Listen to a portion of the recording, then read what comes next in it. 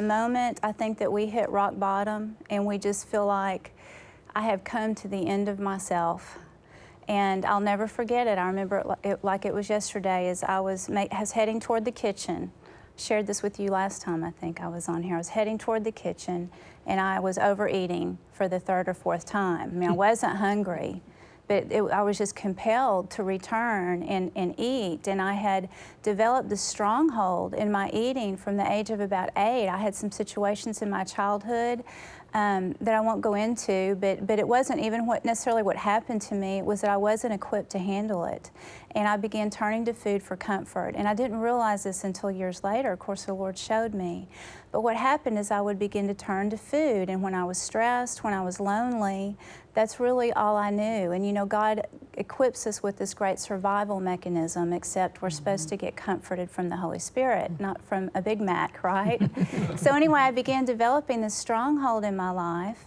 And the word says when we sow to the flesh, we reap corruption, we reap a worsened state. So unbeknownst to me, for year after year after year, I'm sowing to the flesh. And then when I quit growing, I began to have a real struggle with my weight. And that's when I began every diet that I heard of. I would try every single diet.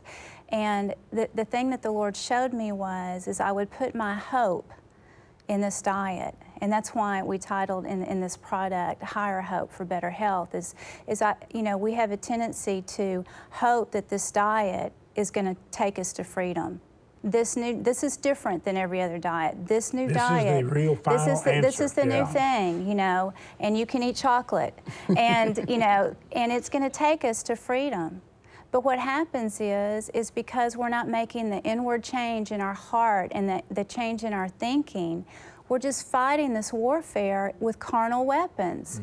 And when you put your hope in a diet and you fail to reach your goals, you do that enough. You fail enough, and you'll begin to lose hope, and you'll begin to become discouraged. And it's the same old that Satan did since the Garden of Eden. But what he does is if he can deceive us into putting our hope and faith in the wrong thing, he begins to lie to us about the goodness of God.